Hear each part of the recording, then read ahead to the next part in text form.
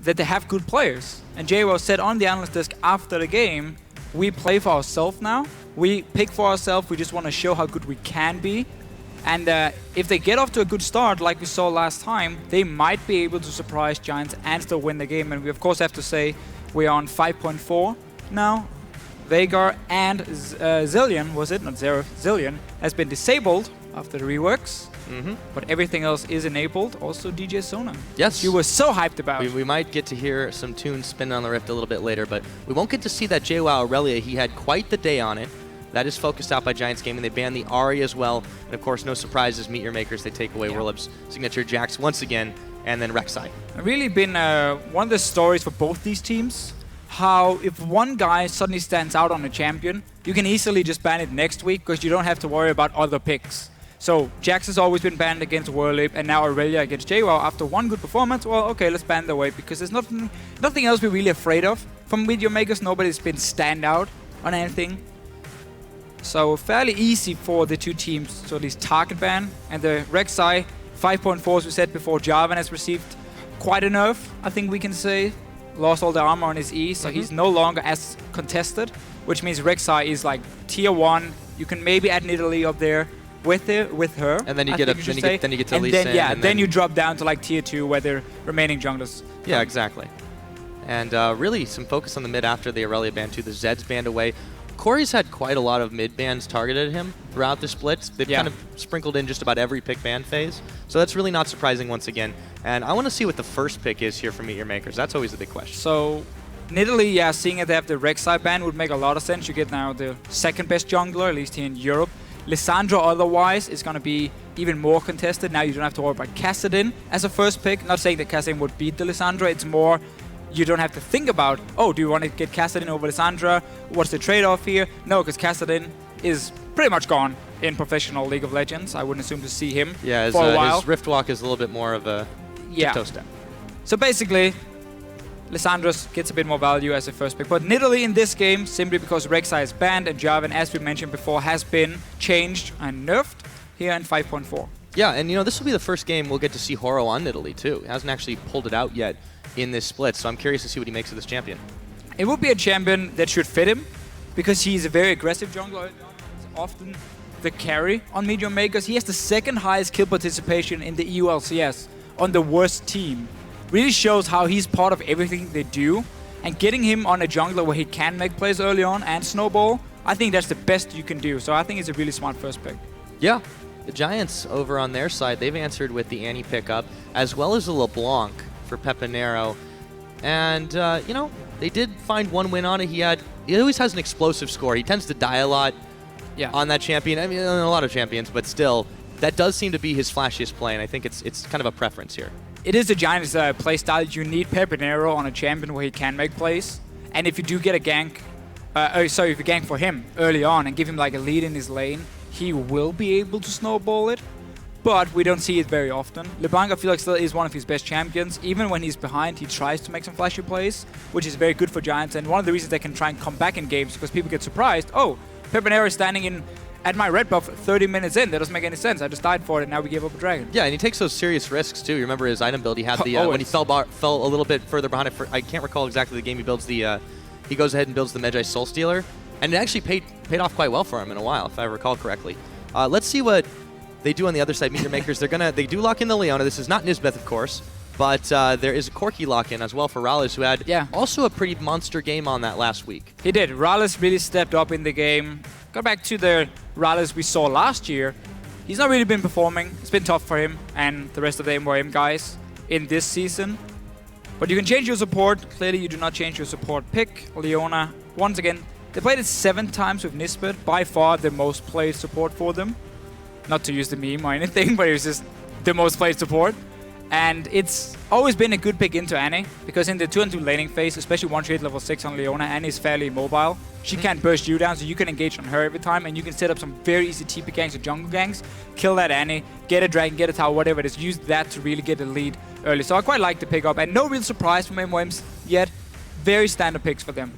Yeah, on the side of Giants. They're going to take the Jarvan. Yeah, again, he's been nerfed a little bit. I still feel like he's probably fairly high in contention and comfort level for a jungle like Frederick. On the other hand, you've now got the Ezreal lock-in. We've actually seen played more mid than really on AD carry, and I want to see what Audrey makes of it.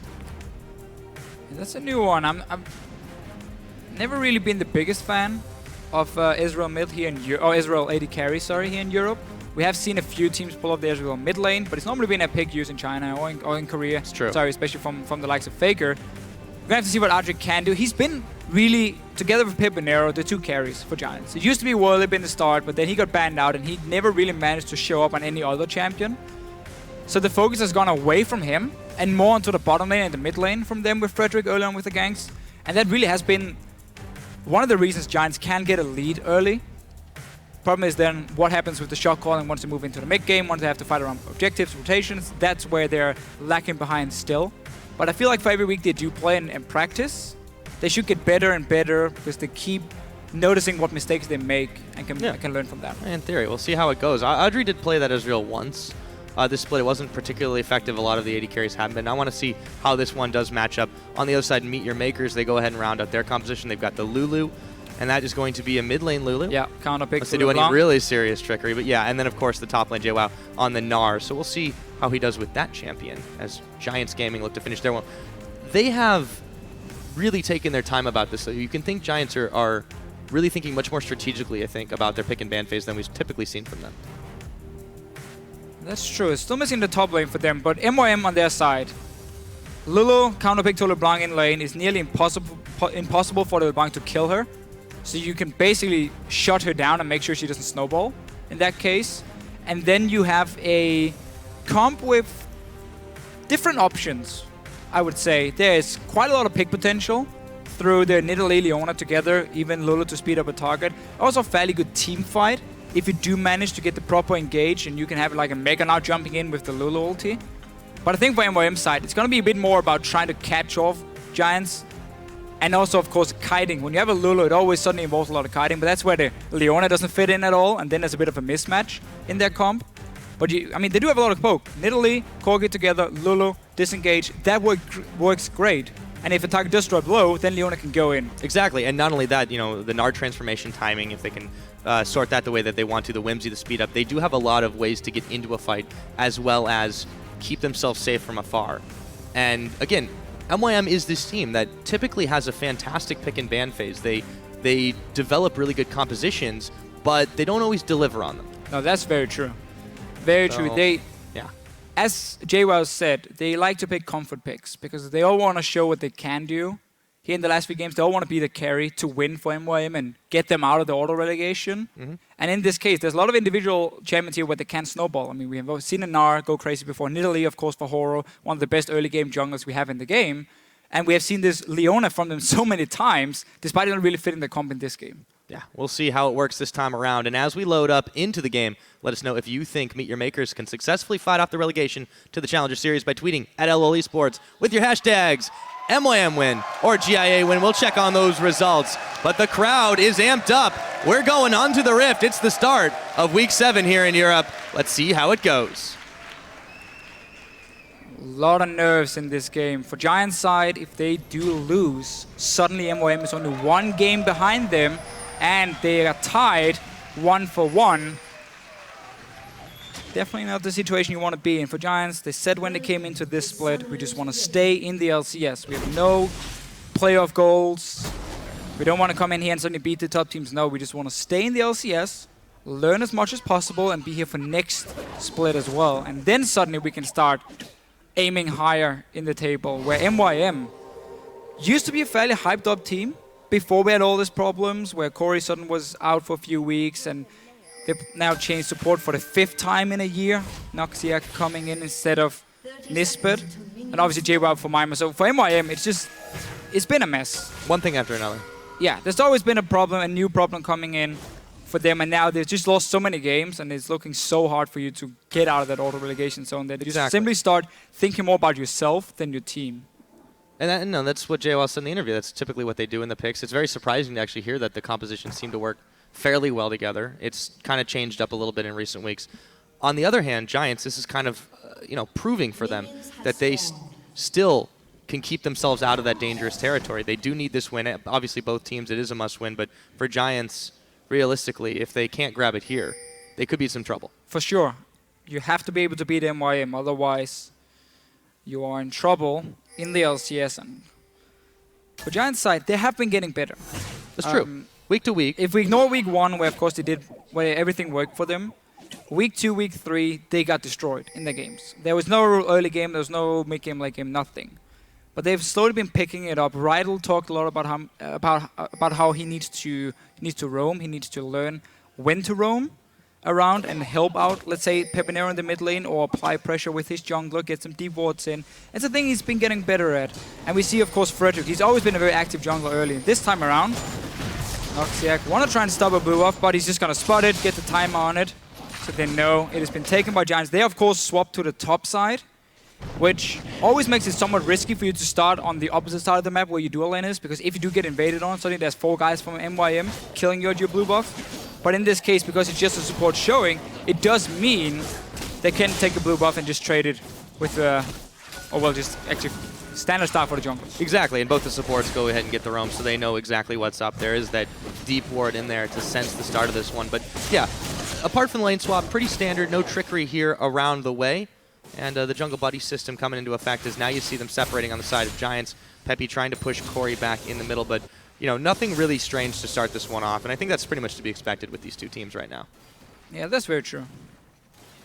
Really a lot of things on the line, so you don't want to risk getting in a disadvantage at level 1 by walking into someone in the jungle and just getting first blooded.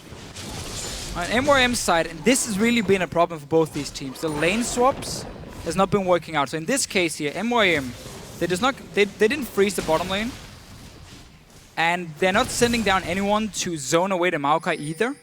So they allow Whirlip to just walk into the lane, get 3 waves of XP, a little bit of farm as well, hit level 3 for him now, and there's no response. Normally what you would do is either you take your own red buff at level 1 with your jungler, let's say your top laner, you do like 1 or 2 camps, you get level 2, and then you instantly rush to the lane where the Maokai is going to show up because you're not freezing the wave.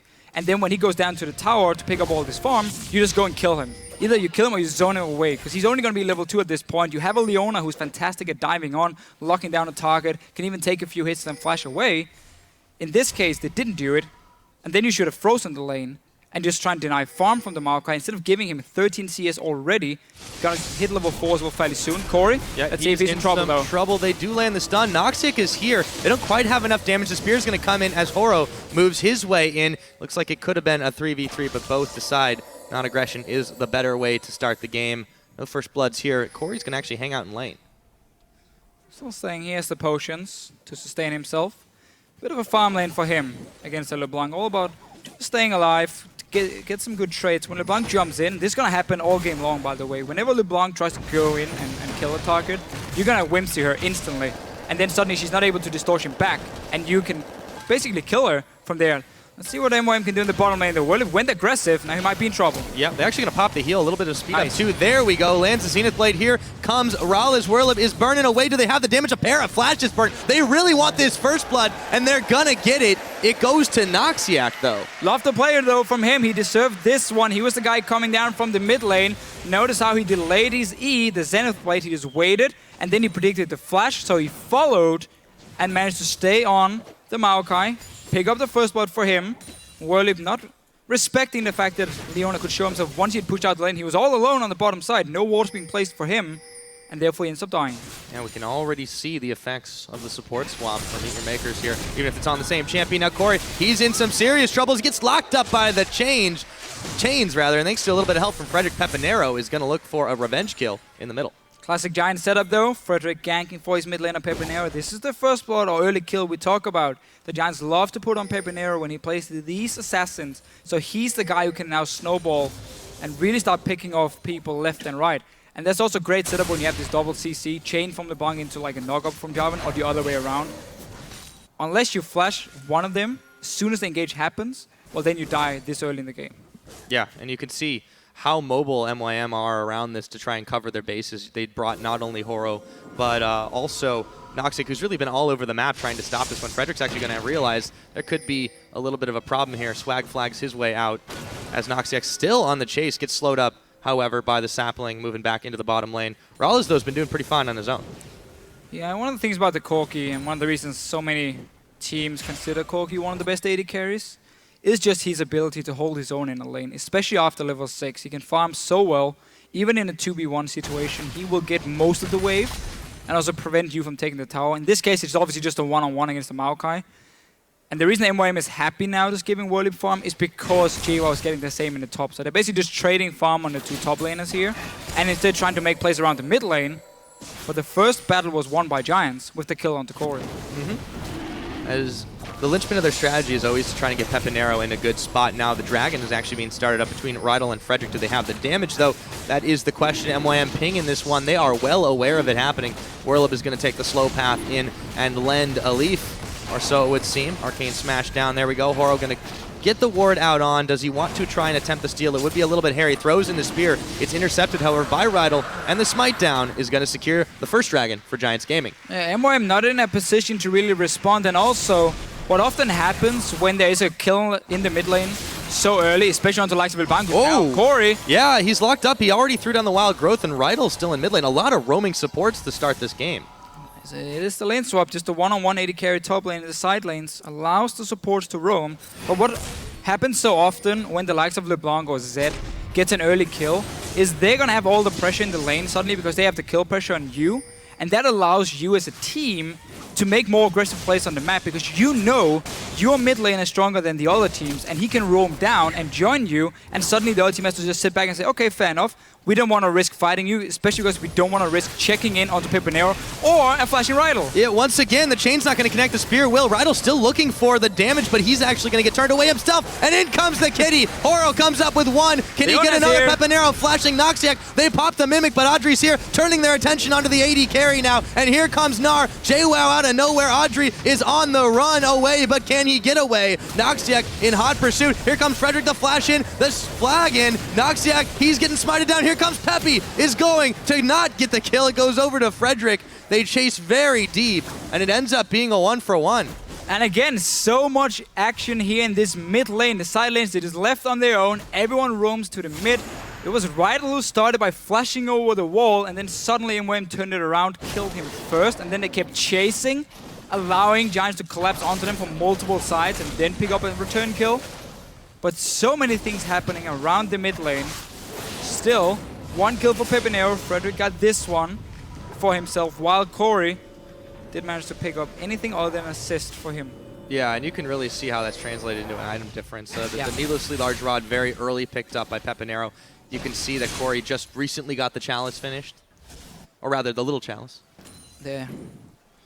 Well, that is a chalice. That's true. Their themes, but yeah. It's just not the bigger one. Not the bigger one, not the important one, but Pepinero getting that large rod.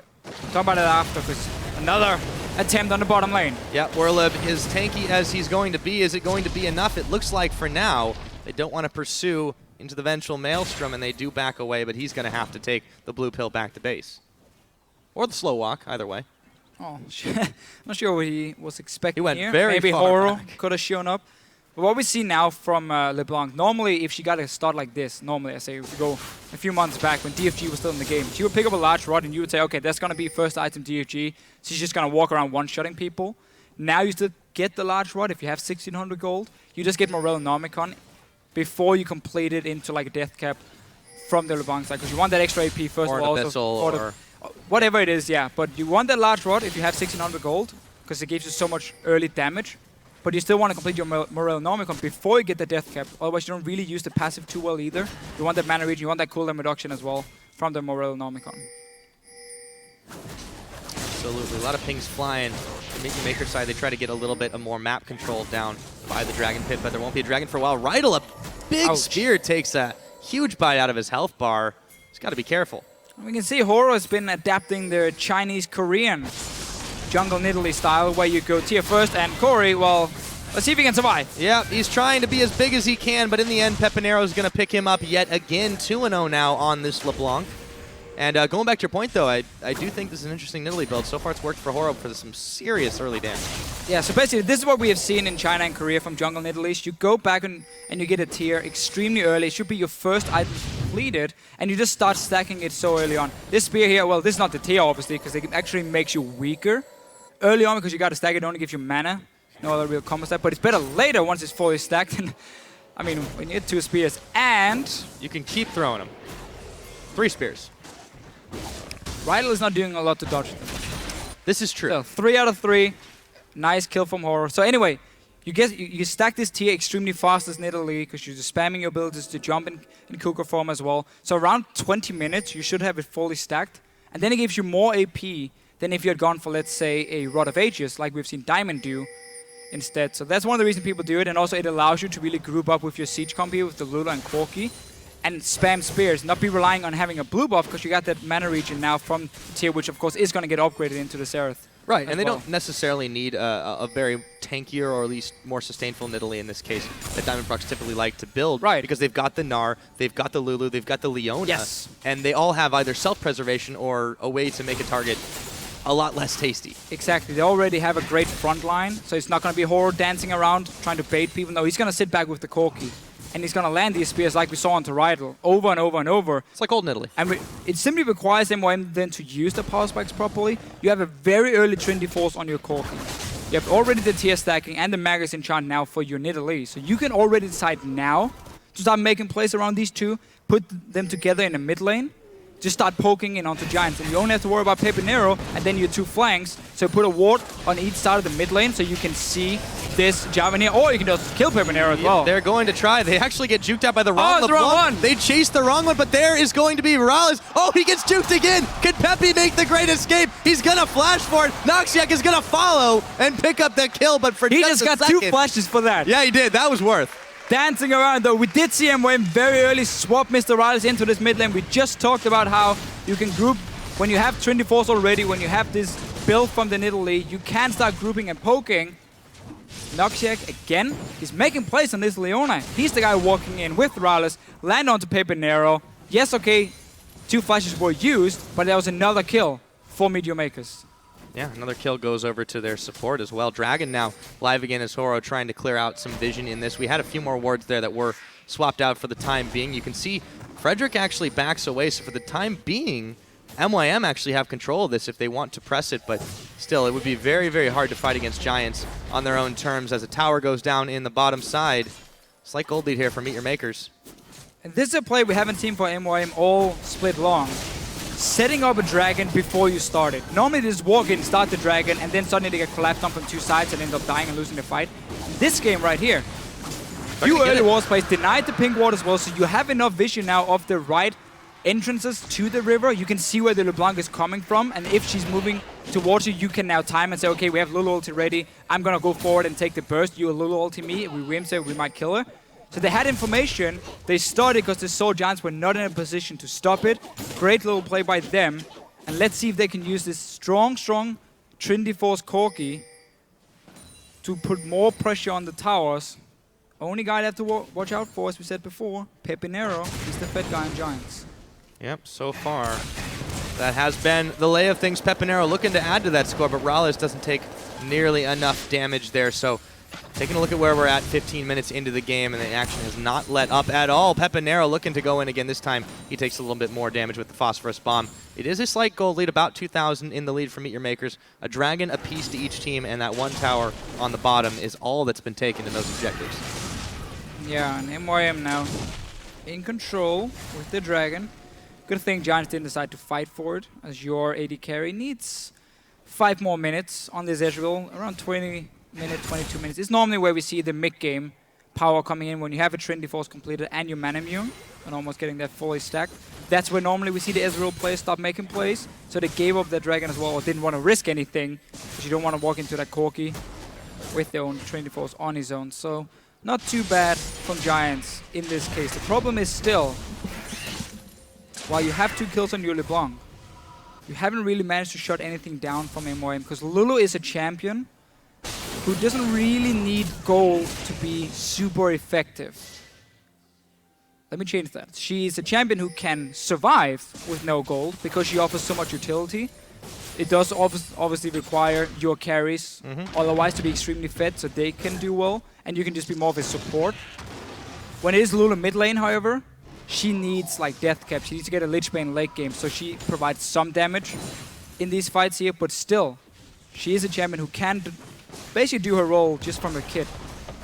Pushing in, disengaging, that's all she needs. Not particularly item dependent, it's a little bit more level-wise. However, in terms of survivability, that's very true, but in terms of being able to dish the damage... In terms of damage, yes, Horo, then you need to This is why Horo's gone for the really huge damage route. You can see he goes ahead and completes the Magus Enchant just for a little bit extra there. He's pretty close to stacking up his tier to max, about 600 out of 750 so far. And JWoww, though, he could be in some trouble. He's going to hop. Pepanero is going to bail out, not to get hit by the boomerang. Trying to play this out safely, get the assassinations if they can, and then turn the fights in their favor. But so far, MYM have slightly more kills in this regard. Riot going to flash. He gets the Tibbers on. Rallis, though, was already mid-transit, and he takes the express train out of there. So what MYM can do now, instead of trying to sieging this mid lane where Giants clearly are ready for it and have a lot of people around it, you can take your Corki and you put him top lane instead. Because in a one-on-one, he's going to beat the Ezreal. In a one-on-one, he's going to beat the Maokai, which means that he will always be able to push in the wave and get some damage on the tower. Trinity Force, proc this Cheat, poke down the tower slowly on your own, and if Giants want to stop it, they have to go gank him or send 2 guys to defend. And if they send 2 guys to defend on the top lane against the Corgi alone, well, suddenly you have a numbers advantage for MYM on the other side of the map where they're going to be 4 guys. They can now invade into the enemy jungle. They can push up the bottom, they can push the mid lane maybe on their own. And that's another way you can play around Corgi, and a way we see a lot of Korean teams do. Not just, oh, let's group because we have a Trinity Force and then start pushing in on a tower. Because if there's 4 guys every time from Giants, they might be able to hold off at least for a while and buy more time for the Ezreal. MYM is still doing a good job. I'm not saying it's a bad call at all. It's still fine to push the mid lane. It's more if you really want to try and push that Corgi lead against an Ezreal, that's how you can also play it. That's very true. Let's see what they do going forward. He has Dragons about 2 minutes before it does spawn. You see Frederick Worley wanted to get the chase on, but Horo just able to kite away. All the members of MYM and Giants hanging out in this middle. There has been so much action here. Looks like it's going to continue. Corey is going to pop the wild growth that knocks up Pepanero as he moves his way back. But look, we've got a flank going here. Let's see how this one goes to Fischio. Perfect. Looking for an opening here. Pepanero's no ulti. He needs a few more seconds for that one to be ready. Then he can blow up a target. Corey also used his. That's the important one here, because that's the only defense MYM has against the burst from Pepanero. Remember that Leona pick? Yes, it creates a good front line, and we've seen some great roams. But in kiting team fighting, which is what you normally want to do with this much poke and a Lulu, she doesn't really offer anything. No, but the Gnar certainly does. They're able to just brute force it down. They've got a couple more minions. Giants really didn't have an opening past that point to be able to do much. And I really got to credit JWoww and Noctic's positioning, because they were the only front line in that situation. You said, of course, Corey didn't have his ultimate available, and they played that out quite well to be able to take the tower. So now 2 towers to 0 in favor of MYM. Giants looking to answer back, but they're just not clearing the waves fast enough, and MYM are. Good wave to an MYM side, but because Corey went bottom lane... Oh, big solar flare! They're going to start it. Frederick, the Timbers is down. Rallis is melting. Werlib is going to get the kill on that one. However, they've lost Frederick and Werlib on top of it. JWoww, Meganar, back against the wall goes Audrey, and they're going to try to take him out as he flashes. A spear lands on Rydell in the back. Horo picks up a rampage kill. Audrey Pepanero trying to bail out. It's a 3 for 2, but they're looking to make it more. Corey flashing forward, picks up Audrey, and it's a 2 for 4 in favor of MeetYourMakers. So Giants right here, they saw Corey in the bottom lane and decided to push with the 5 guys in the mid lane. Could have just gotten a tower instead. They felt like, okay, we can dive this one. We can pick up a few kills, get the tower as well, and get back in this game here, because they're 4K gold behind already. They went for the dive, completely backfired. A lot of kills from MYM, another dragon as well. And that was with Corey being in the bottom lane, running up and just cleaning up 1 kill for himself. Still his ulti and everything, because he wasn't even there. Yeah, he flashed clear lands to take it out. Perfect response from MYM, completely punishing Giants. And then they are routinely able to secure this dragon and get smited down. Let's take a look at how that fight happened again. They clumped up so close. So basically for Giants, I mean, what I think is going through their mind is, oh, we can push the tower because Corey's in the bottom lane, that's fine. But then they don't expect the engage coming in from MYM because it's only 4 guys. So as soon as the engage happens, they're like, oh, damn, the fight is on. We have to go for this one. And suddenly you forget about that tower right there and you get in a terrible situation. We can see how MYM is cleaning it up. And you'd end up diving too deep too early in the game. And that was a great solo play as well to start the fight. So it wasn't even Giants starting the dive itself. It was more the engage from MYM. And then Giants, as a response, said, okay, well, let's fight. Damn, there's a tower. We're not strong enough. We're going to die. Pretty much open and shut case in that situation. It's got them down 5,000 gold. You see that 2 dragons to 1, 2 towers to 0. MeetYourMakers, they're leading this game, and man on your screen there just a moment ago, Noxic, he's been a big part of it. Yes, fantastic roams from him. And we just saw how MYM were happy giving up a lane, or giving a lane to the Maokai and just say, you can sit in the bottom with our Corki until we get a Trinity Force. That's okay for us. We don't care about you getting farm. And then allow us to roam to the mid lane where we just saw all the action. Riot was there, Noxic was there, and now another one onto the Annie. Yet again, and look at the damage Bam. that they have. Horo, his 5th kill. He's 5-0-2 now. He's got the Seraphs completed. He is dishing out so much damage, enabled by Noxic with the lockdown, and they pick up another isolated kill. I mean, he's sitting on 300 AP already from Horo. You get that tier on your first back. When you have a Hunter's Machete, you just get the tier. If that's the only thing you can afford, it's fine. Because you stack it so fast, and we can see 20 minutes in, fully stacked up for him. He has the shield, he has the extra AP. There's enough mana to start poking and really playing aggressive. And of course, another engage from Noxic. Riddle, if you don't flash it instantly, well, you will die after. You're not going to survive the whole combo from Leona and the rest of MYM. And Frederick now taking quite a lot of damage. I like this, MeetYourMakers. They keep playing aggressive. Oh! He got him as well. Okay. Corey grabs that one for himself. So Frederick going down, burning down, I should say. MeetYourMakers, they're not going to push super hard into this one just yet, but I mean, they're starting to go on a roll, Deficio. They got all the auto turrets down. J-Ball pushing one lane, the other 4 guys together in the mid lane pushing it up. We have a lot of poke, a good wave clear, good disengage with the Lulu as well. And as long as you keep the wards at least on one side of the enemy jungle, in this case it's on the top side for MeetYourMakers, you can stay near that side and you should always be able to spot when the Maokai or the Jarvan is trying to flank around you, or when the Annie is trying to flash tip at you. Yes, indeed. And just get out of it. MeetYourMakers,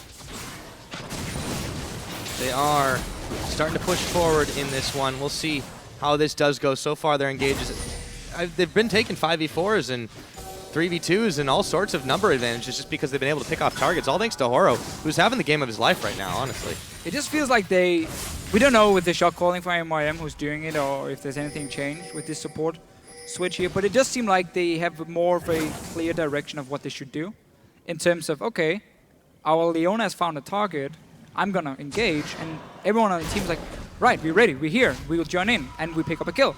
Every single time Noxic has gone in, rest of MYM has been there to respond. A thing we didn't see beforehand, where it would be very messy, one guy would go in, one guy would back away, and suddenly that guy would just be left to die on his own. And there was some clear synergy problems. And I did hear Corey say, I can't remember if it was on Twitter or his Ask FM, that he felt like the scrims had gone really well this week, and there was a lot more confidence for the team going into this week.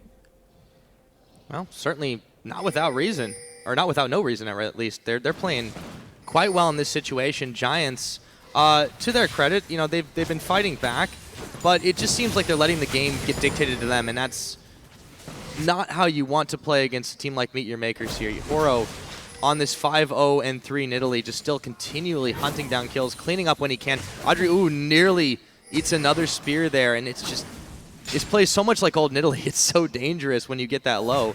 And now with the gap close on the W, it just becomes really, really difficult to avoid being picked off. As long as MYM can always see where Giants is on the map, and again, avoid getting flanked by Jarvan Maokai combo, avoid the Annie walking up and throwing a Tibbers in the face of your Nidalee, then they can keep poking and play this combo. And that's why they should now, after the dragon is gone, because that's going to be the first target. They got 2 dragons already. They might go for this 5th dragon win condition thing we see from some teams when they don't feel too confident closing out.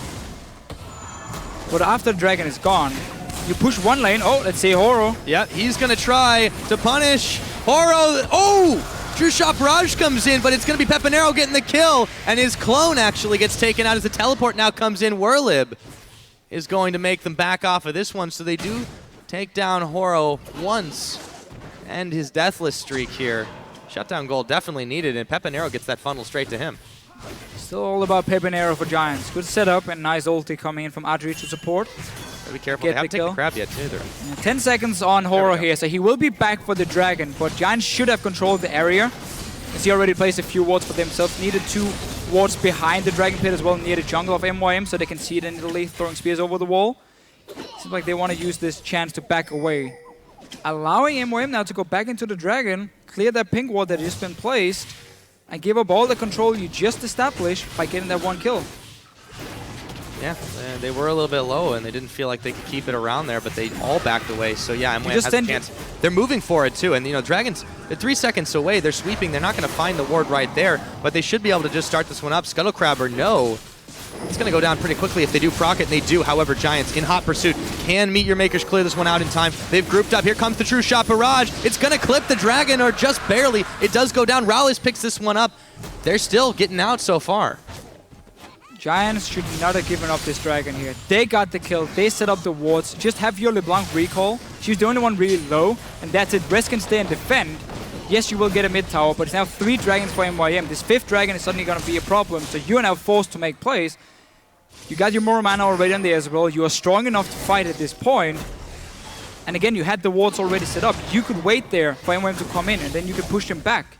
Instead, they left the area, allowed MeetYourMakers to set up their own wards, and just take a Dragon for free. I don't think that was the right call by Giants. Yeah, it was a little bit awkward there, and it gave up so much. Yes, they got the tower, but then again, that was their first of the game. They'd already given up all their outers to MeetYourMakers. I mean, they needed something, but honestly, the Dragon buff's certainly going to help, and now you've given up that extra mobility to MeetYourMakers. It's going to be even harder to try to get an angle on them. And we always have this argument here, okay, what's best, Dragon or tower, the gold or the buff? Well, the thing is, when you have 3 Dragons, or when you get to 3 Dragons, and you start getting closer and closer to that 5th one, then the Dragon gets a lot more value, just because there's this ticking time bomb thing going on, where if Giants doesn't manage to get a lead and deny the next Dragon, then they're suddenly going to be in massive trouble. So MYM were fine trading the mid tower for that Dragon here on their side. And again, Pepanero, as soon as you got the kill, you push them back from the Dragon, you recall, and you return there in time to fight for it on even terms. Anyway, JWoww, a lot of damage on the Frederick. Yeah, Frederick having to actually flag and drag away as JWoww gets very close to the Meganar form. There he goes, popping it right now. Meanwhile, in the mid, Rallis and Pepanero. Here comes Peppy. He's going to back away immediately. He sees JWoww. Doesn't see Horo, but he's still there. And now Noxic on the roam as well. They're pinging out the Baron. However, this is still very dangerous if Giants do retaliate. They've got a moment to get back. I would like to see home guards on Whirleap, because for him to properly engage onto MYM with the Lulu trying to kite back and the Gnar slow as well, then he's going to need something special. Get a home guard, you teleport in on a ward on the flank, behind them, whatever it is, and you just rush toward whatever target you need. You lock them down, and then you have the follow-up of a Jarvan, of a Ezreal ulti to snipe the back line, of the LeBlanc jumping in. That's how you can start the fights. If you feel like you're not getting that opening, maybe Pepanero is going to be the guy to do it. This was not the case, though, and it's a thing we also see in so many other regions. You get early home guards on the likes of Maokai, Hecarim top lane, we've seen a lot, and it simply allows you to really engage fights from far away and get this surprise factor when you teleport in. Yeah, the Righteous Glory will help a little bit with that, but I agree. I feel like they need a little bit more speed up to be able to take on this incredibly mobile team right now. They're still about 4,500 gold down over MeetYourMakers, and it's just because they keep allowing themselves to get picked off and cleaned up in these situations. And now, with as powerful as MYM are, it's going to be hard for Giants to fight this unless they do get the perfect flank. Basically, an MYM on their side, JWoww should get a greater stealth totem instead of his sweeping Lenzi, because they don't have a sidestone on their jungler. They don't have a sidestone on their support. You'd never get sidestone on jungle mid lane, so that means you will lag behind in terms of vision control compared to Giants, but you can also just engage on Riddle. Yep, you can. You can throw the spear in as well. He's going to flash, but he runs straight into Corey, and they take him out. Another spear going to connect on Whirlip. There's no tower there. Oh, so much damage, and the big Nidalee jumping on top of Whirlip. Noxiac's going to get in as well. Vengeful Maelstrom, they're just tanking it up anyways. Raul is coming up with that kill on Whirlip as Pepanero is bailing out. Meanwhile, Audrey, Frederick trying to take advantage in the middle, but JWoww is still there for the defense, and he's got so much damage on this Gnar. Good setup again by MYM. Oh, Peppy! Wow. Okay, he still got it. Yeah. Remember the LeBlanc is the fed member from Giants. 4 kills now for Pepanero. He's the only guy doing really well for them and really the damage threat. Adri, I'm trying to clear the wave on the top side. Pepanero has no ulti for a few more seconds. You want to get that one ready before he goes for another snipe. Rallis should be ready for it. And no element of surprise. That time the tower goes down. Frederick with the Cataclysm Core is going to zoom his way out of there along with Noxiac and Rallis. So they take out another tower. 4-1 is your scoreline. I really like that setup though by MYM. They sent 4 guys to the top lane, as we're gonna see here. Look at your minimap. And then JWoww, instead of him trying to run up and help them or TP or anything, he goes straight to the mid lane, realizing there's a high chance of Giants pushing that one down after, because they're already gonna win this fight. Riot, not the first time he doesn't flash the ulti from Leona. He gets stunned first, gets chunked down, and then it's too late for him to get away. Wolip dies. And notice here, look at your minimap. JWoww saying, okay, I'm not needed at all. I'm gonna go straight mid lane instead, defend this push here coming from Giants, so we can stay in the top lane pushing in, and we don't have to give up any towers for no reason. All right, he was able to make the defense quite nicely. So 40 seconds or so until the dragon respawns again. Giants clear out the Scuttle Crab. They're hanging around in this bottom side, but now you can see Frederick, he's the one backing away. Giants moving to try and push the way back from middle. They have a lot of wards here, but this still gives another chance for MYM to come in and clear them out. Exactly. 30 seconds for the dragon. Everyone is backed away. No home guards either for Wolip, so that could be the setup. You trap MYM to walk in and start clearing the wards, and then you TP down on one of them with the home guard, and that's how you can start the fight. You need Pepinero now to sit around the dragon itself when you know MYM is going for the 4th dragon of the game, or 5th one in this case of the game, but the 4th for MYM. Then you need your LeBlanc to sit ready when they walk in to clear the ward, so she can start looking for a pick. If MYM suddenly is uncoordinated, let's say Lulu walks in first by any chance, you just blow her up, that's it, dragon is yours. Instead, Pepinero again, he goes back to the mid lane, he shows himself on the minion wave, so there's full vision and information for MYM saying there's no risk now, there's no chance of LeBlanc destroying us because we can see her farm the mid wave, and therefore they can walk into the dragon again, clear the wards and get control, which they shouldn't be able to when you have this strong of a LeBlanc. Yeah, they're going to try to reward this one up, but they've not gone ahead and cleared any of it out, so MYM, again, they were able to get in there and take it away. They weren't able to keep it going, and now Pepinero, he takes a spear, has got to think twice about stepping into that one. MYM showing their muscles here. Frederick, Noxiac follows him a little bit too late after the fact. Still, MYM now in prime position to try and start off this dragon, trying to use up the Mega Gnar as it goes. The tower is taken in the top by minions, but Werlip sees the chance to strike. He goes in. The Cataclysm is thrown down. JWoww hopping away from it. The spear's going to fly. Frederick is going to pull a shutdown onto Corey, but Rydell is evaporating after the fact. JWoww in the front, taking up all the damage. The fight is going crazy. Horo will finally go down. It's only Rallis remaining. The Giants have come up with the win in this fight. That was the first time we got to see Giants really engaging onto MYM from the flank. We saw the Maokai, the Giant, they dived onto the back line of MeetYourMakers. They stayed there, they tanked all the damage, allowing now the carries to come in and clean up. Let's see it again. This is such a good engage from Giants. Finally, they can get the right one. Everyone is clumped together from MYM. They're only hitting Frederick and Wolip, the 2 tanks. Now suddenly, Frederick backs out. There's an opening for MYM. They go for it, but Pepinero joining the fight together with Audrey, who's left completely untouched. And then Giants can finally win it. And we got to see why this Maokai Jarvan is such a good combo when you can get the right engage, especially onto the back line. Because there was nothing MYM could do to kill these 2 big tanks in time before Audrey and Pepinero could do the same to them. Yeah, I'm glad you mentioned Audrey and Pepinero, because specifically it wasn't, up until this point, it was pretty much Pepinero that was the Fed member, the one we could keep referring to as the one they were funneling the gold into. But now Audrey's really started to scale up. He's hit a really massive 4-item power spike. He's got a lot of damage, and again, he's not being touched. Whoa! You can see that two-shot barrage nearly steals the blue buff away as it happens. But this really is going to be a big problem for MeetYourMakers now, because they're still sitting on 3 sweeping lanes, 1 oracle, only 1 side stone on the jungler. Oh, sorry, on your support. Your jungler is maxed out on items at the moment. You still have a Dawn's Blade in your top lane, so there's no wards from him. You have a Dawn's Blade in your AD carry, there's no wards for him. You basically only have 5 wards to play with right now, with the 1 for Corey. Against double Stealth Totem from Giants.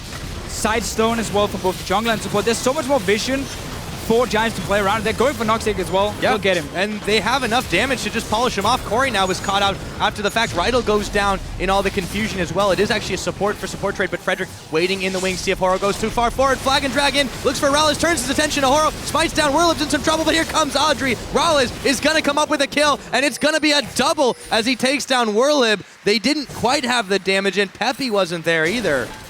Altogether, a 1 for 4, but it was all over the map, and Peppy really close to taking the last shot of the rocket. Corey still on the chase. Giants, they just seem to be a little over-eager here still, Deficio. Oh Well, that turned into a bit of a fight. I thought it was just going to be a quick pick on the Leona, and then Giants would back away, but everyone just came in there.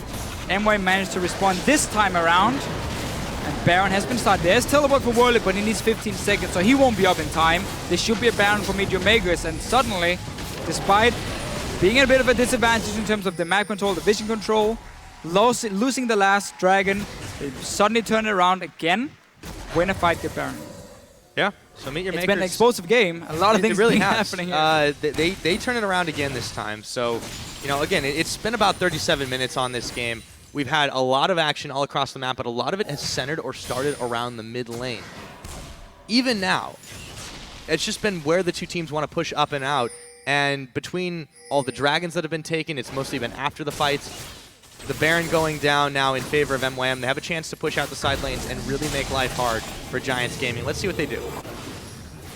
Yeah, they still have great poke on their side. It just becomes harder and harder to avoid Giants engaging with these big tanks. And oh, Corey! Oh! See ya. Yep, okay, so there's one Baron buff popped. Giants still able to collapse. But that is really the Giant style right here. Oh, you have Baron? We don't care. We're gonna walk into your jungle, sit at your red buff, and you won't expect us to be there. You saw Corey just run. He was gonna go down to the bottom lane because there was a big wave. He's like, okay, I'm gonna go down and defend this one. Oh, they're waiting at my red buff and just killed me. No one expects the Spanish Inquisition to Officio. Nobody indeed.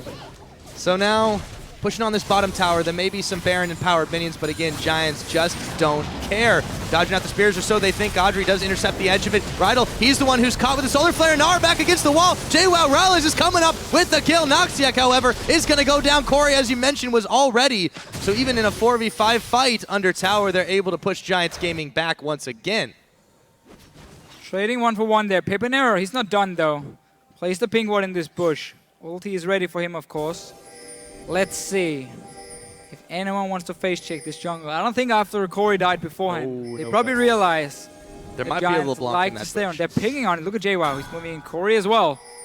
They actually turned their attention up top. JWoww, he's going to be in some trouble. However, he's not Meganar. He's just big. At this point, Frederick taking a lot of damage. Audrey trying to bail out. They don't have enough there. And it's going to be taken down. Pepinero with a sliver of health will make his escape as well. That was pinged out by MYM, expecting Giants to wait. I'm not sure if they had any awards to spot them moving in, but at least they were pinging on it, and we saw JWoww be the guy to go in first. Stole the tanky Gnar, ends up staying alive, gets a kill as well. But them Dragon, 55 seconds. Still a win condition for MYM if they want it, to go towards the 5th dragon or 5 dragons. For them, they are setting up now. Double ping already. No sign of Giants nearby, except for Pepinero trying to do a blue buff. That should be stopped fairly easily by Noxiac here. Yeah, Noxiac has just been all over this map all game long. And you can see now they're going to be able to collapse on this one. Horo should be the one who takes it down. He does. 30 seconds till the Drake does respawn. Giants Gaming have some work to do to clear out the middle. Peppy trying to distract as he can. He's going to distort away before Noxiac can land the Zenith Blade on him, but so mobile, so hefty on the damage. MYM, you cannot mess with this team. You cannot get caught out. A lot of squishy members for them, and if Corey's not there with his ulti, then nobody's going to save you. The mighty Pepinero. Oh, well, Solar Flare. Rydell again. He's not this time. The Zenith Blade this time around. He wasn't terribly out of position. All the same, they accomplished the goal of pushing them away, pushing Giants Gaming away, except for Pepinero, who's waiting around the side in the wings. Let's see if Giants can get this collapse. And there's no ulti now for MYM's Leona, which basically means their engage is gone unless you speed up a Gnar and have him jump in, but then he needs to get Mega Gnar, time it correctly, and Giants needs to be in a bad position where he can get to them. Instead, Giants defending their wards this time, going for Noxiac. He's a pretty tanky target, though, but this is a nice there we go. Turn their attention. There's the Zanya's Hourglass as Frederick pops a couple in the pit. Whirlip in the middle, just trying to push everyone back with the Mega Gnar timing. JWoww is going to net him a kill, and a double onto Audrey. Giants starting to evaporate here. They lose 3 for only Noxiac as Horo picks up another kill, and that is going to be Dragon number 4 for MeetYourMakers. And Noxiac managed to basically zone away 2 or 3 guys from Giants. Pepinero used everything on him, the support, so he wasn't there to dive the back line. And then once we see the replay, Audrey thought he could snipe out Mr. Rallis. There was the true shot barrage, and then he jumped over the wall after. Rallis got to safety, and they just turned around and killed the Israel instead. And Pepenero didn't manage to have any impact in that fight alone, except for 1 kill onto the support. Oh, yes, indeed. Now, Pepe, can he be the hero that Giants needs? Looks like he's not interested in defending this inhibitor turret or this inhibitor. Frederick made a show of it, but in the end, he turns tail and runs. First inhibitor of the game, 41.5 minutes in. It is going over to MeetYourMakers. Let's see how that fight happened again. Yeah, so notice how now 3 guys from Giants around the Leona. We're gonna see how Riot says, okay, I don't care about this support. I'm gonna flash tables on 2 guys. That's perfect. You get the Lulu, you get the Niddle lead. But now, notice how Noxic on this Leona is just standing near Pepenero, 3 guys on him, while Adri jumps the wall, realizes, oh damn, I'm all alone here. I'm not gonna do anything, and MYM just turn around and kill him easily, only losing that support who was zoning 3 people on her own, meaning MYM wins the fight. Gets the 4th dragon for them, got inhibitor as well. They're looking to beat Giants and close in on Giants in the standings as well. Remember, MYM has 2 wins. Giants has 4 wins at this point. And this will tie, if they do get this win, it'll tie the head-to-head. It will. Because Giants did take that first one back in week 1, so we'll see how this one goes. But MYM, I mean, really, they are looking good in this one. It's not just Giants making mistakes. They are rotating around the map. They're taking the objectives they need. Yes, they've been given a lot of openings by Giants, but they've correctly played them out. They've established the control where they need to. And this is why they're 2 dragons ahead. This is why they have a 9,000 gold lead. And this is why they're winning fights. They were better roaming early on, for sure. They've been better setting up dragons as well, which is why they have the 4 dragons on their side. We saw the early towers going down. They really used the Corgi Nidalee to at least poke away, and then Leona coming in for the pick. So yes, MYM has made some good plays. They still make it a little bit harder for themselves because they don't want to invest into any extra vision here, so it's very risky for them to suddenly push up, because there's such a high chance of Giants moving around them. We saw Giants... Unless they get the ace, of course. Right, of course. Yeah. But we saw Giants at that 1 dragon. What happens if they get the engage onto the backline of MYM? Then suddenly Maokai Jarvan is standing there saying, yeah, you're not going to kill us in time. You're going to lose this fight no matter what. And that's what happens, and why MYM is saying we cannot risk walking blind into the enemy jungle. We have to always respect where you are, but we don't have the tools to get that information and always see where you are. And Giants, on the other hand, they've been the team that's not been afraid to scrap in any situation. And it's worked out for them, I would say, earlier in the game. But right now, just the last couple have not been so effective, as they do get zoned out quite a lot by Noxia, quite a lot by JWoww, and the Nard timing has been particularly good for MeetYourMakers, but not so good for Giants. They're not respecting that Mega Nard. No, JWoww has had a pretty good game for himself. Aurelia was, of course, banned because he managed to beat Unicorns a lot on it last week. Really a standout performance from him. And he's come into MYM and shown some new life, honestly. He's been good in this top lane. We obviously knew when he played on Gamers 2 that JWoww was a carry top laner. He's not the guy who supports his team. No, he's the guy who wants to win the game for you. Yeah, he's been a good pickup for them. Same can be said for Noxic in his first game at least. It's been a good start for him. Look at this. Baron getting started up by MeetYourMakers. Giants are not moving to defend this. There's just a whole bunch of Nidalee traps here just to try and deter him away, and the rest, and it goes down very quickly now. Noxic in the front. He's going to throw the Solar Flare down. It doesn't connect on anyone, but they found Whirlib. And with the help of the Super Minions and the Baron-empowered minions, they're pushing him away. Giants realize that they gave up so much as he flashes across the wall to save himself. No inhibitor in this middle, but MeetYourMakers is hellbent on pushing on forward, but here comes Pepenero. Can he go and get the assassination? No. He jumps the wall. Actually, just a juke. Now they're going up to the top. Stay alive, yeah. Okay. All right, so ulti was used on to Riot here. That's why he flashed away this time around. We keep seeing it every single fight. MYM trying to start it by locking down Annie, so she won't be able to like flash tables on their backline. Instead, they want to kill her first and just CC her to death. Pepenero, though, at the base gate. The siege begins. A lot of minions here coming. Yeah, there is Pepenero. He's going to look for the damage on Corey. Takes down most of his health bar, but not enough to 100 to 0. And that is why you pick up the Lulu in this situation. Whirlib, oh, he's getting flanked by Frederick, but his health bar is not looking too hot. And he goes down thanks to Horo. The Solar Flare is going to land. The Zenith Blade, they find a double onto Rydal. Whirlib now starting to evaporate. Noxic gives his life for the team here. Another turret is going down. A big push against the rest of the members of Giants Gaming. They're just going down all across the board. 4 kills, 2-1. MeetYourMakers is looking to end the game. They're not giving up without a fight here in the EU LCS. This is such an important win for them, gives them a chance to get out of that relegation zone. Yeah, they have to finish it off, but they've just gotten on the Bear Nexus. It looks like they're going to do it. 46.5 minutes in, MeetYourMakers, their LCS dreams are still alive. For sure here, they can be happy, honestly, about this win. That was a well-played game for them, especially in terms of the team fighting. And Noxiac here, the man on your screen on Leona. Great roams early. A lot of engages onto Rydal, so either he hits Rydal or he hits Kits. I'm not sure which one it is, but it was onto that Annie every single time, and he managed to kill him so many times. 10 deaths from Rydal in this game. 0, 10, 7, and 9 of them was basically solo flare in your face and you're dead. Yeah, that's exactly what they needed to do at the end of it.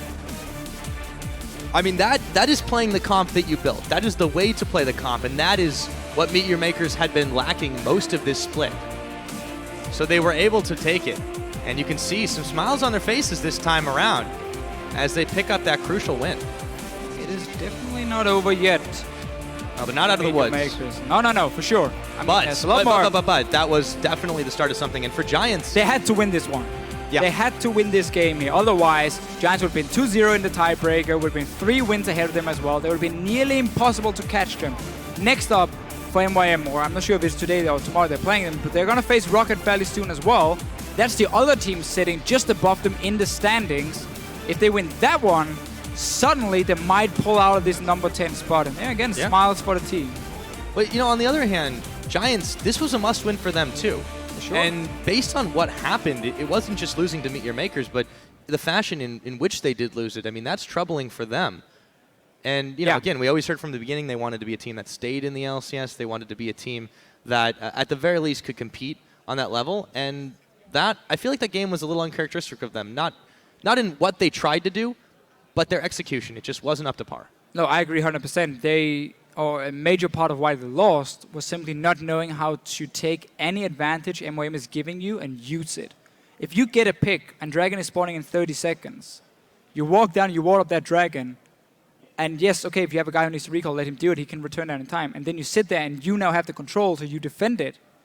And that's what you fight around. You don't just back away, allow them to set up the Dragon itself, and then you walk in to engage them and you get in a bad situation, you lose the Dragon. Like, that was a big mistake from them. They had to wait for this Ezreal to hit his like 20-minute point with the Mana Immune and Trinity Force, and they did. But once they hit it, they didn't use it. They had one good fight. That was around that Dragon itself where they got the flank with the Maokai, with the Jarvan. That was the highlight for them. And then, of course, Pepinero on this LeBlanc, getting a few kills early on. Getting picks, crucially. Getting picks, yes. But they didn't have enough follow-up in fights, and every single time they did fight, they focused on Noxiac because he was the one most far forward. And it didn't seem to really work out for them. So, I mean, a lot of questions remaining. Now, that's enough for us. Let's take a look at that match, handing it off to our crack team at the analyst desk to break it down. Thank you very much, Pyrotechnics. And to be honest, a very entertaining game here between Giants and MYM. Maurice, I want to start with you because you were, well, frankly, face-palming when you saw the Rek'Sai ban and then the neatly first pick led through for MYM and Giants not reacting. Yeah, exactly. When I saw the Rek'Sai ban, was 100% certain that MYM is aiming for a Nidalee first pick. And that Nidalee first pick going through is so crucial because right now, how I value the jungle matchups is that Nidalee beats everyone and Rek'Sai beats everyone but Nidalee. So what happens as soon as Rek'Sai is out of the picture, there's even less counterplay for Nidalee, and Nidalee has free roam to do whatever she wants to, especially in the Jarvan matchup now that he's nerfed a bit. He has less sustain in the jungle, he's going to be weaker, he's going to be low HP, and which basically gives Nidalee all the options in the world, and that going through is really crucial. Yeah, and on the same token, Giants just didn't have enough damage. The rest of the team composition had 2 damage threats from LeBlanc in the middle to Ezreal AD carry. It's non-traditional. It's not something we see often. I was expecting it to go middle lane if they were going to consider a double AD comp. And from the very early game, the lane swap, which was started by Giants, didn't go in their favor, and it actually worked out. It actually worked out in favor of MeetYourMakers. I mean, they took advantage of the lane swap. Had it been a Graves Annie, I think it would have been better for Giants, but it wasn't. And the early game, I think, went to MeetYourMakers. Yeah, I definitely agree. Due to how the lane swap worked out, basically, even if it was in a 2v2 lane, the outscaling of Corki and Leona against Ezreal Annie would have been crucial. But since it was a lane swap, like Corki scales even harder. He's going to hit his Turf's paw spike, while the enemy tank line is going to be weaker because he's going to be starved, as we saw like Willep getting killed on a gank from Noxiac. And that's the kind of stuff you want to achieve when you have Corki in lane swap, and they really did well there. Talk me through the early jungle buys for the champions. Nidalee going for the Stalker's Blade and Skirmishers for Jarvan, even with the change now, knowing that it will cost a decent amount of gold, 225 if you want to change it on tier 2. How did you agree with the choices? I could see the Skirmishers working for J4 because he was camping mid lane, basically trying to get as many kills as possible there, while basically shutting down a possible counterplay, because like Skirmishers basically allows you to mitigate 20% of the enemy's damage, the guy you smite, and that basically like allows for free 2v2s. Vice versa, I don't agree as much with the Stalker's Blade, because I feel it's a waste of a buy, because as Nidalee, you're gonna get into Q range, like into range Q range, way before you got into chilling smite range. So I don't see any kind of application besides like late game chasing or something like that. When you have like like Ezreal getting chilling smite before he E's, while having like the Q on him, the mark of Nidalee on him. That's kind of application I can see. But other than that, I don't agree as much with the Stalker's Blade. I would have liked to see a Trailblazers there. And the smite range has been nerfed now as well, so it's extra difficult for Nidalee. Let's actually take a look at one of the team fights where the Giants try and make a stand and push the mid turret for MYM, and how the team play works out. Exactly. Giants is trying to counteract like the mid turret loss that they suffered earlier, and they see Corey bottom, hence they try to like siege the turret. But Noxiac does a really good engage with his ultimate, and basically allows his team to follow up. Like even Corey is able to get into the team fight at the end and chase down 2 targets, which is Annie and Ezreal, and it was just overstaying by Giants and overcommitting to a certain extent. I felt like they were lost in direction-wise. They didn't know what to do. And seeing Corey bottom basically like made their brains click and just be like, well, we lost the mid turret, we want to counter that. And it doesn't work if you're first off low HP, which they were at the turret, and second off if you're versus hard engage. Yeah, and something else that I really liked about that play, Noxiac caught 4 people with a solar flare. He was responsible for the first blood that MeetYourMakers picked up. Noxiac's roams on Leona were a lot more impactful than we've seen out of Nisbet, who was playing in previous weeks. It is against the number 9 team in the league as well, so take that with a pinch of salt. But as the game progressed, you contrast Noxiac to Riot. Riot was what, 0-7, 0-8, 0-9 towards the end of the game. Not a good game. His Annie engages with flashes, with his flash tippers, were simply ill-timed, ill-placed, ill-positioned. And I didn't feel the same about Noxiac. So I think for his first showing in a team that's struggling in the 10th position, a lot of praise has to go to that guy for doing the work that he did.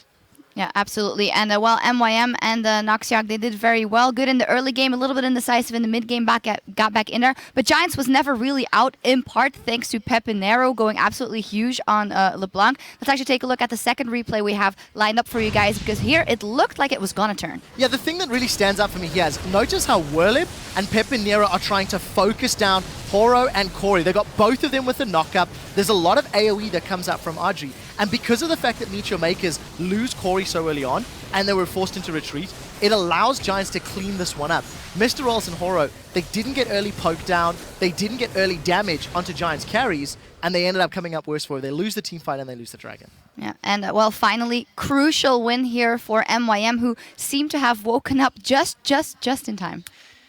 Yes, there's 3 weeks left. Well, 2.5 weeks left now. Giants are now 4-9. 4 wins, 9 losses. MYM 3 wins, 10 losses. There's 1 game that separates them. Rocket 4-8, and Elements 5-7. What this means with the 2 or a 3 game buffer between each of these teams at the bottom of the table, there is a very, very real chance that MeetYourMakers can climb their way out of 10th position. More importantly, the possibility of knocking the likes of Rocket, the likes of Elements, into the promotion tournament, depending on how those losses rack up. So for MYM, it's about picking up wins in the next few weeks, and for all the other teams in that area, it's about not giving them up to the teams below you. And especially not MYM. Thank you very much. Coming up next is a battle for 3rd place, as both H2K and Gambit Gaming look to keep their 3-week win streaks alive. But before we go, we'll hear from some familiar faces looking for a fresh start on the LCS stage. My name is Enrique, my nickname is Expeke. I play for Team Origin as a mid laner. I think I have been 3 or 4 years saying Fnatic pretty much, and now saying I play for Origin feels really weird. Feels like I'm not even playing the same game. From the beginning, at first, it was really hard to choose a name. Origin means beginning in Spanish. So this idea of making my own team is an idea I have had for a long time. Probably two years ago, maybe 3. This last year, after the season ended and I saw the team was not gonna stay the same because Cyanide wanted to retire. Reckless was not sure if he would leave the team or go to Alliance. It was not sure. I decided that it was the perfect time for me to go on this new journey of making the team from zero.